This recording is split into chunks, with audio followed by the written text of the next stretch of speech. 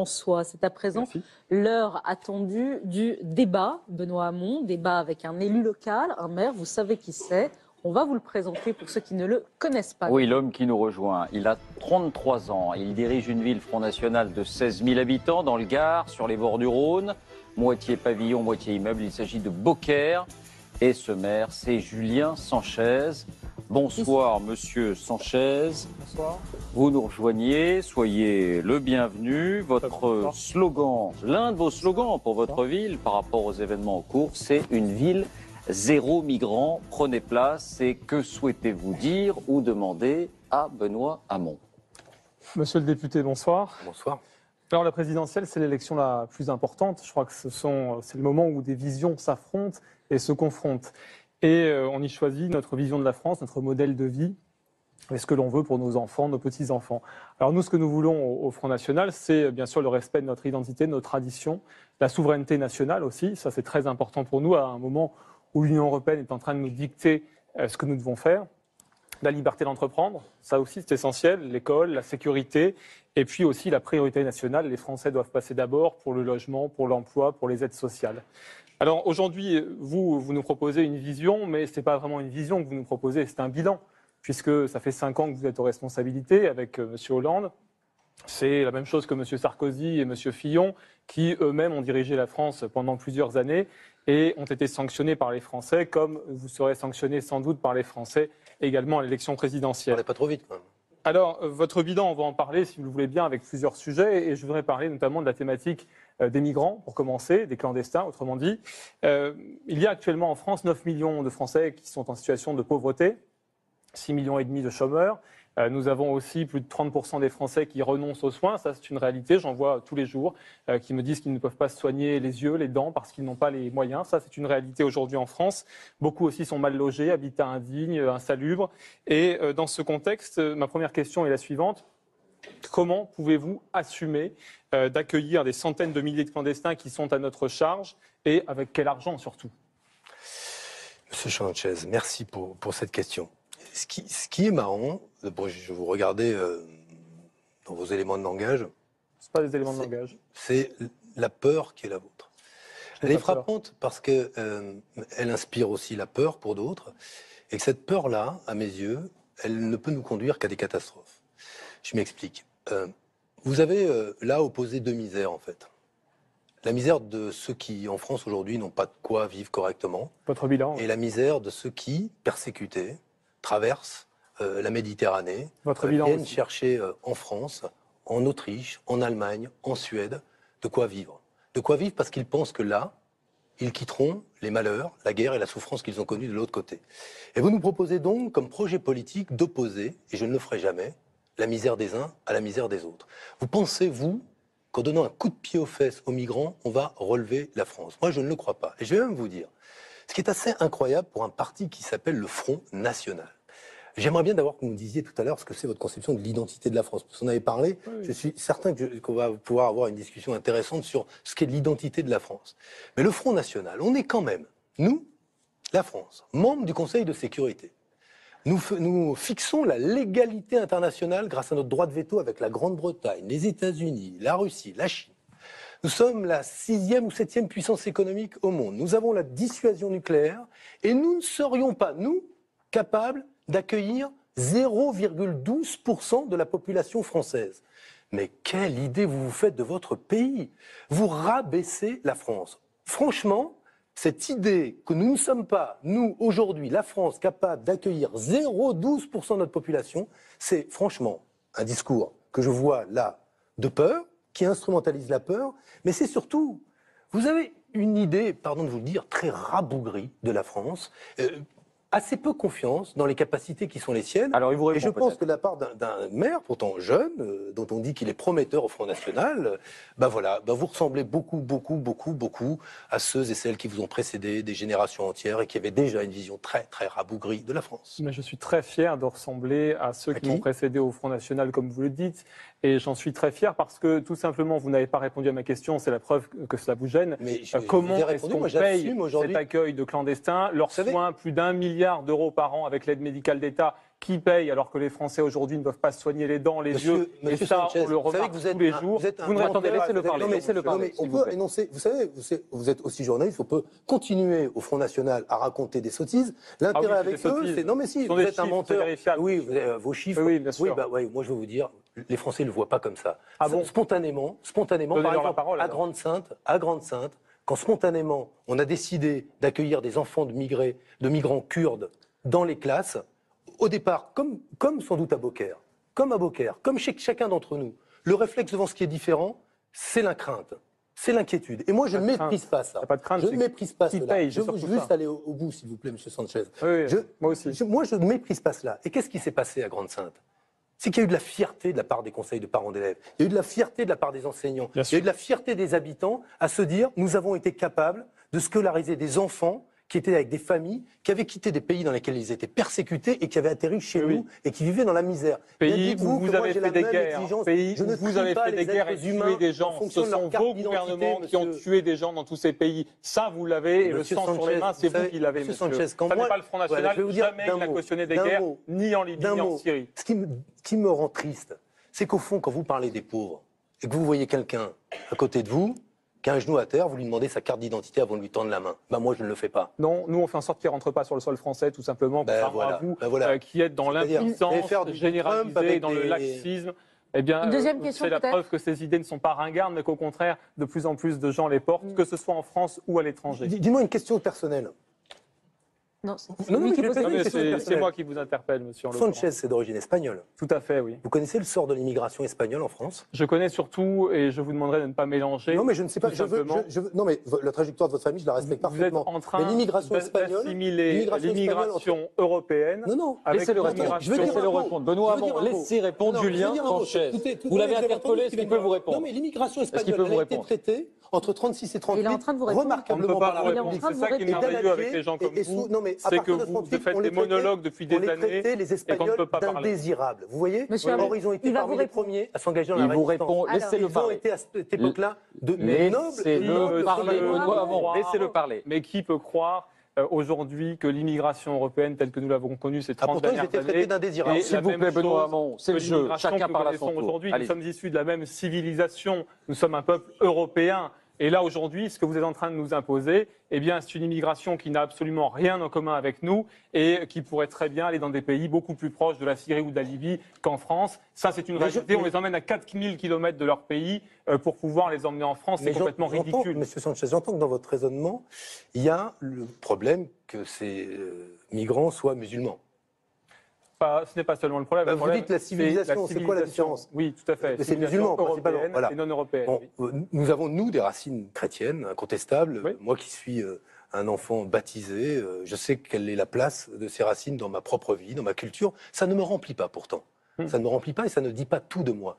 Ce que je veux simplement vous dire, c'est que, au titre de ces racines-là, s'il y a une personne dont moi je voudrais saluer, le message qui a été le message incroyablement positif, c'est le pape François, qui s'est tourné vers les catholiques, vers les non-catholiques, vers les citoyens européens, pour leur dire non, il a fait un très beau texte pour inviter à la solidarité, à la compassion et à l'accueil et à l'hospitalité. Et en disant aux catholiques, ne faites pas la différence parce que vous avez en face de vous des êtres humains qui supposent de ne pas faire de différence ni selon leur origine, ni leur couleur, ni leur religion. Allez, un peu d'égalité de temps de parole, s'il vous plaît. Julien Sanchez, est-ce que vous voulez aborder un autre thème?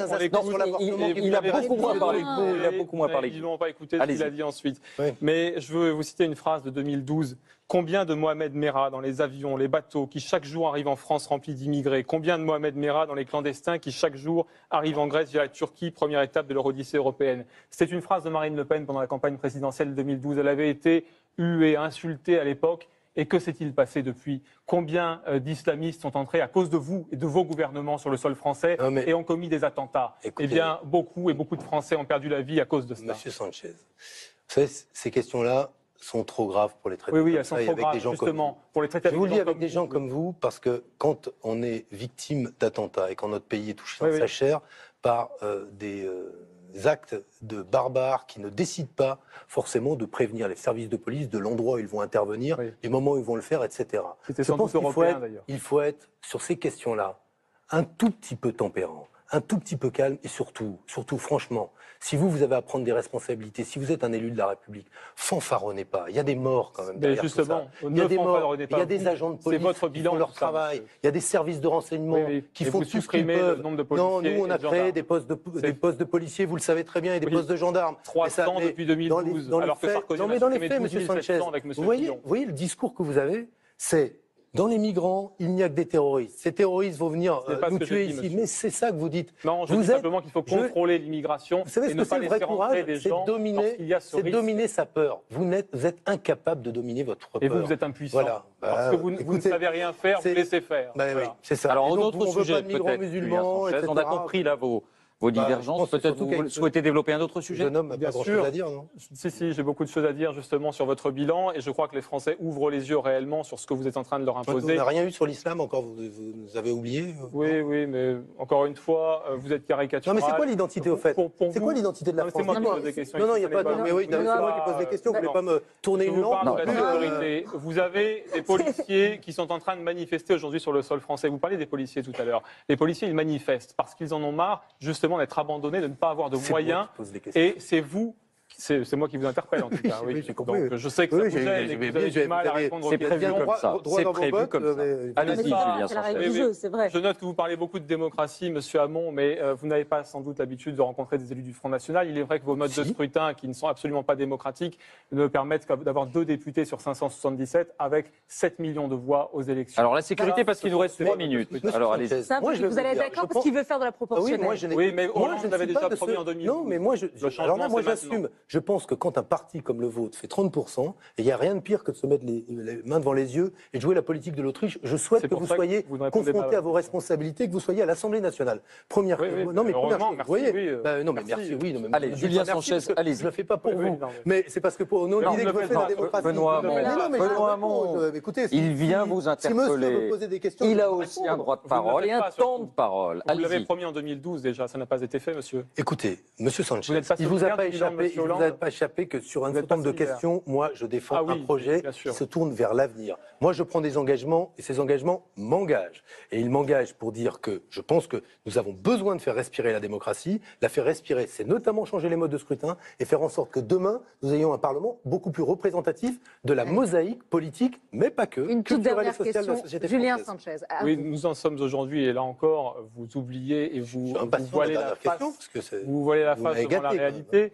Oui, bien sûr, mais comme d'habitude, vous ne répondez à rien. On vous connaît. Mais c'était assez curieux, votre manière de faire. Les policiers, aujourd'hui, sont à l'abandon. Ils manifestent, notamment contre votre gouvernement. Je sais que ça, vous le prenez à la rigolade. Non, pas du tout. Moi, je suis confronté à des réalités un peu plus difficiles que vous. Oui, bien sûr, oui.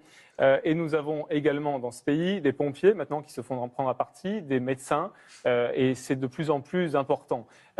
Contre ça, vous n'avez rien fait et vous laissez faire, encore une fois. Et vous ne donnez pas de moyens à la sécurité. 300 agents de police supplémentaires depuis 2012 seulement, quand M. Sarkozy et M. Fillon ont diminué de 12 500 les policiers et les gendarmes. Non mais on peut. Votre question. Un discours politique sur une fable, mais au moins essayer de. Chiffres, non mais moi, je ne conteste pas aujourd'hui que le métier de policier soit un métier extrêmement difficile et que dans les commissariats où on aurait eu peut-être le plus besoin de monde, on ne les a pas eu forcément. Pourquoi? Parce qu'ils ont les créations de postes ont essentiellement été affectées à des fonctions centrales et au renseignement. Donc là-dessus, oui, il y a de la souffrance au travail, il y a du burn-out et ça tombe bien parce que moi je souhaite qu'il soit reconnu comme maladie professionnelle dans ces métiers, comme à l'hôpital. Et s'il doit bien y avoir une priorité, je ne vous demande pas d'être d'accord avec moi d'ailleurs sur ce point, c'est que demain, tant à la police, mais à l'hôpital, la priorité doit porter sur la manière dont on soulage les personnels du travail qui est le leur, de la pression qui est la leur, bref, qu'on crée des postes. À une époque où François Fillon dit 500 000 fonctionnaires en moins, moi je dis non seulement à la police il en faut plus, à l'éducation il en faut plus, dans les hôpitaux il en faut plus, j'assume de le dire, et je pense même qu'il est des domaines où il faut des services publics qui n'existent pas. en particulier dans le domaine de la petite enfance. Mais ça fait 4 ans Il n'est pas normal, responsabilité, monsieur Sanchez, ça fait 4 ans et demi. Ça ne m'a pas échappé que c'était la gauche au pouvoir. Voilà. Aujourd'hui, je suis candidat à l'élection présidentielle, je défends un projet. Moi, j'ai compris que vous, c'était les migrants dehors et pas grand-chose d'autre. Je trouve que c'est un peu court comme programme politique. Mais bon, vous avez encore du temps, ça fait 15 ans, je crois que vous êtes déjà au Front National. Votre conclusion, vous concluez, En Julien. concluant en une minute, on aura compris que votre programme politique, et on le voit très clairement, c'est l'absence de sécurité, c'est faire rentrer une immigration qui est à la charge des Français, alors que les Français n'ont pas de moyens et sont dans la précarité de plus en plus. Mais moi aussi. Et on le voit aussi. Pour vous, votre programme et votre vision, c'est la dépénalisation et la légalisation du cannabis, parce que là aussi, vous ne savez pas régler les problèmes. Et bien, quand vous ne savez pas régler les problèmes, vous les laissez se développer. Bien. Et vous légalisez, bien continuez comme cela. Je crois que les Français vont vous dire très clairement ce qu'ils pensent de votre non-programme et de vos actes qui n'ont jamais été... Vous pouvez ranger vos fiches, vous avez à peu près tout dit. Merci Julien Sanchez, merci d'avoir participé, d'avoir posé des questions, c'est comme ça, c'est la règle, dans l'émission politique. Oui, ils n'ont pas l'habitude. Hein. Léa, on va poursuivre. On enchaîne avec l'invité surprise. Qui est-il? Il est universitaire, il parle arabe couramment, il est l'un des grands spécialistes de l'islamisme et du djihadisme, et dans son dernier livre, La fracture chez Gallimard, il s'en prend à une partie de la gauche qui, par idéologie ou par clientélisme, dit-il, occulte ces questions. Il s'agit de Gilles Kepel. Bonsoir Gilles Kepel, soyez le bienvenu. Que souhaitez-vous dire ou demander à Benoît Hamon qui est en face de vous? Bonsoir Benoît Hamon. Eh bien, écoutez, vous avez, comme moi et comme nous tous, écouté la déclaration de Bernard Cazeneuve lorsqu'il a pris ses fonctions. L'un des premiers dangers qu'il a signalé, c'est évidemment la permanence du terrorisme. Aujourd'hui, où l'État islamique subit les bombardements de la coalition à Mossoul et à Raqqa, et où il y a encore plusieurs centaines de Français qui sont là-bas, évidemment, l'une des grandes questions qui se posent, à la fois aussi parce que la perspective de l'élection présidentielle est propice à toutes les manipulations terroristes, c'est le retour de ces djihadistes français. Qu'est-ce que nous allons en faire? Celui auquel je m'adresse, c'est l'élu des Yvelines, celui qui est député, qui a été aussi dans la majorité à Trappes, même si vous n'avez plus ses fonctions municipales depuis quelques jours. Vous le savez, Trappes, une ville qui pourtant a été la ville des grandes réussites de l'immigration, Omar Sy, Jamel Debbouze, Nicolas Anelka et quelques autres, c'est aussi aujourd'hui la ville qui comporte, semble-t-il, le plus grand nombre de ces citoyens qui sont partis au djihad, entre 50 et 80 selon les estimations, mais peut-être connaissez-vous des chiffres exacts, même si toutes les familles ne déclarent pas ceux qui sont partis. Première question, comment envisagez-vous cette question, cet enjeu, c'est-à-dire du retour? Qu'est-ce qu'il faut faire? On voit que la solution carcérale n'est pas quelque chose qui est extraordinaire, qui fonctionne bien. On a vu que l'assassin de Jacques Hamel, comme celui des policiers de Magnanville, a été passé justement par la prison.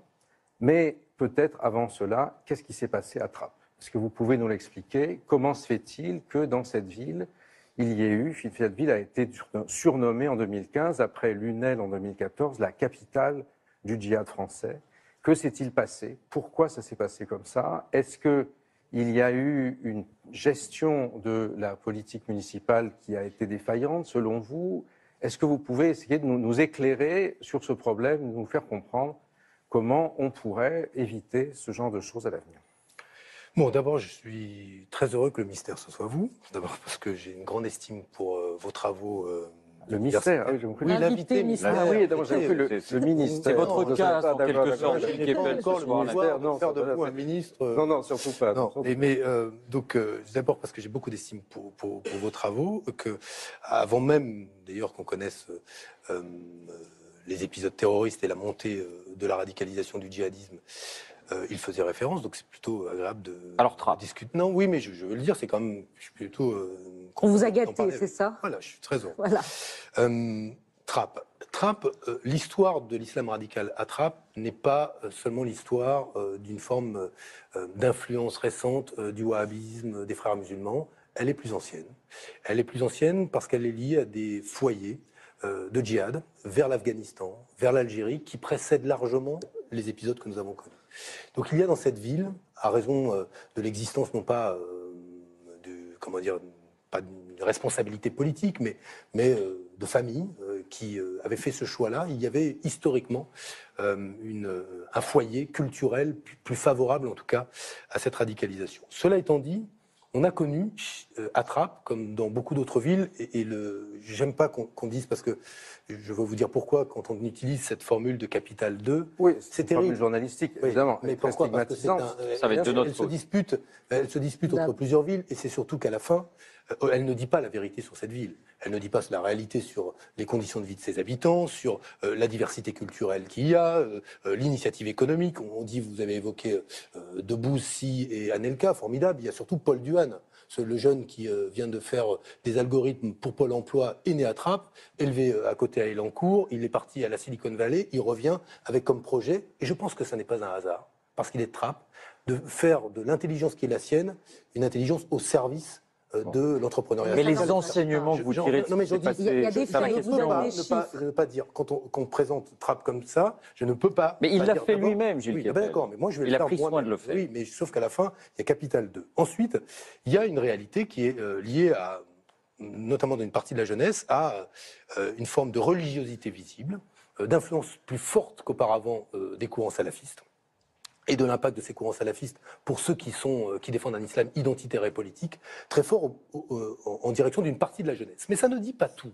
Ce que moi je constate, c'est qu'il existe aussi d'autres phénomènes qui sont des phénomènes plus sociaux et qui amènent à ce que, dans les faits, aujourd'hui, un islam radical, politique, très identitaire, soit une forme d'identité de consolation, d'identité bouclier.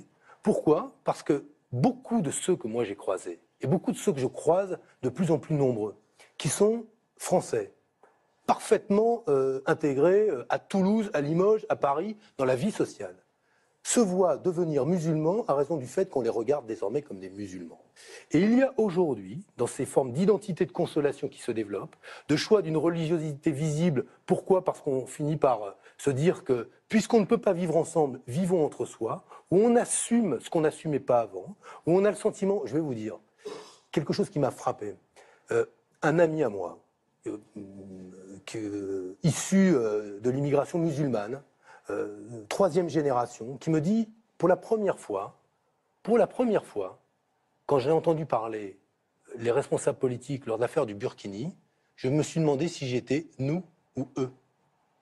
Ici, celui-là, diplômé, ingénieur, se dit cela, ils sont des centaines de milliers de nos compatriotes, et notamment les jeunes, qui aujourd'hui ont le sentiment, et je le perçois moi, d'être envoyés à une identité qui n'était pas leur identité. Alors, Gilles Kepel, là-dessus vous avez écrit... Sur l'affaire du Burkini, j'y reviendrai dans un instant, mais c'est l'épisode après la déchéance. Vous dites qu'elle est symptomatique. Dans votre livre, vous êtes sévère avec ce que dit Benoît Hamon dans votre livre. Je ne sais pas si je cite Benoît Hamon dans le livre. Non, mais avec ce discours-là. Oui, mais avant de parler du Burkini, je voudrais quand même que vous nous expliquiez, selon vous, qu'est-ce qui a fait qu'on a, je ne sais pas, est-ce que vous avez un chiffre? Parce que les maires, généralement, ont un chiffre. Non, c'est énorme. Moi, je ne suis pas maire, je ne suis que député. Vous avez été dans la municipalité, mais enfin...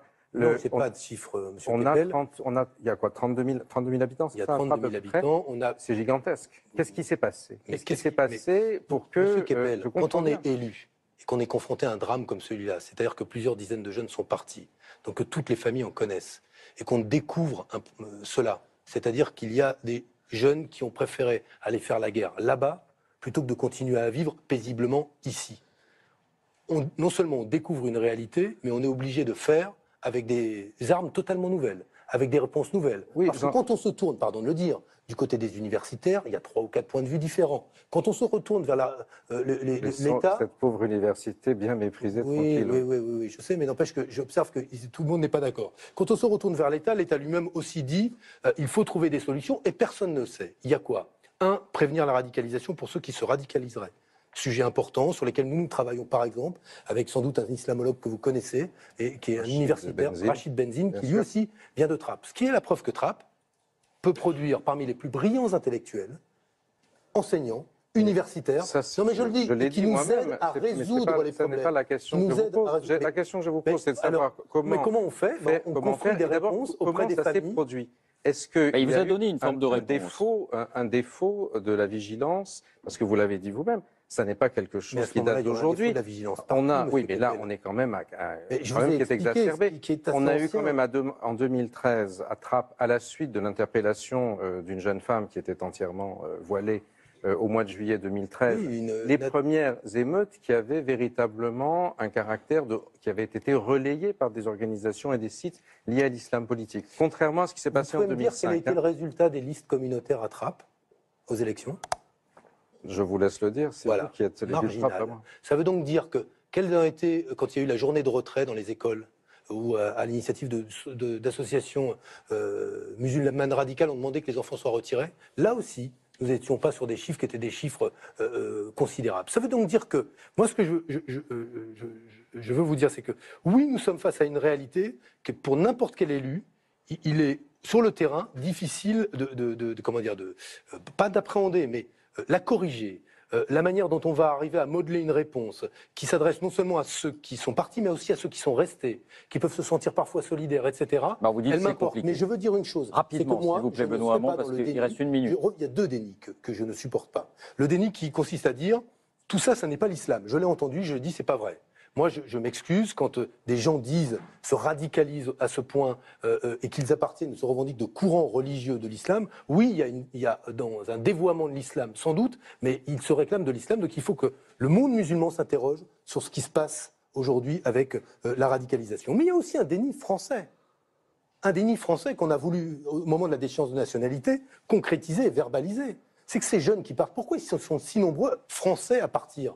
Et moins des autres pays. Une forme d'islamophobie, c'est ce que vous avez dit tout à l'heure. Non, je pense que quand on fait plus souvent l'expérience, aujourd'hui en France, de la contrainte que de la liberté, de la discrimination que de la fraternité, de l'inégalité que de l'égalité, quand on a en face de soi la promesse républicaine, qu'on a coché toutes les cases, qu'on a été un bon élève, un bon étudiant, qu'on a bien travaillé, et qu'à raison des discriminations et des inégalités, on vous écarte de tout, oui, aujourd'hui, oui, il y a du dépit à l'égard de ce qu'est la France et de la capacité qu'elle a à honorer sa promesse. Un dernier mot, Gilles Kepel, et on en restera là. On va laisser Trappes et maintenant revoir avec vos autres fonctions, qui ont été notamment ministre de l'Éducation nationale. Vous m'aviez d'ailleurs reçu à ce moment-là pour que je vous signale l'effondrement des études arabes en France. Pardonnez-moi, ce ne sera pas une question, mais une conclusion, Gilles Kepel. La conclusion, c'est que, justement, le problème, c'est que dans les quartiers dont nous parlons, on a aujourd'hui 30 à 40% des jeunes qui sortent sans emploi.